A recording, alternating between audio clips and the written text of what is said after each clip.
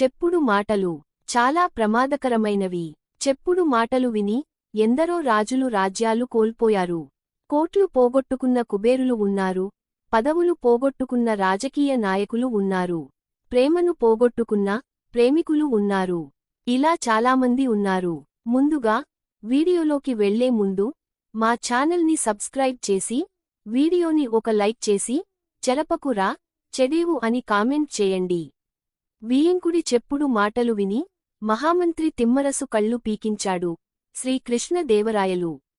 తన సొంత ఖర్చులు కోసం టోపీలు కుట్టుకునే ఔరంగజేబు చెప్పుడు మాటలు విని అధికారం కోసం కన్న తల్లి తండ్రులని బంధించాడు. తల్లి గర్భంలో చనిపోబోయే బిందుసారుడిని తన ఉపాయంతో బతికిస్తే చివరికి చెప్పుడు మాటలు విని బిందుసారుడే చాణక్యుడి మరణానికి కారణం అయ్యాడు. చెప్పుడు మాటలు విని కురు సామ్రాజ్యంపై పగ పెంచుకున్నాడు శకుడు. అదే శకుని చెప్పుడు మాటలు విని ధృతరాష్ట్రుడు పాండవులపై యుద్ధం చేసి సర్వం కోల్పోయారు కౌరవులు. చెప్పుడు మాటలు విని రావణ బ్రహ్మ అంతటి మహాజ్ఞానే సీతమ్మ తల్లిని అపహరించి రాముడితో యుద్ధానికి దిగి రాక్షసుడు అయ్యాడు.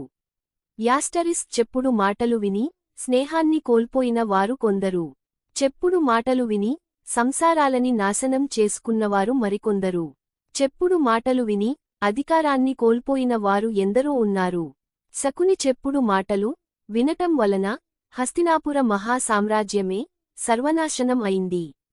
మనమెంత మనతో ఉంటూ చెప్పుడు మాటలు చెప్పే శకుని లాంటి వాళ్లతో అప్రమత్తంగా లేకపోతే ఎంతటివారికైనా అపజయం కలుగుతుంది అని చరిత్ర మరియు పురాణాలు చెప్తున్న నగ్న సత్యం.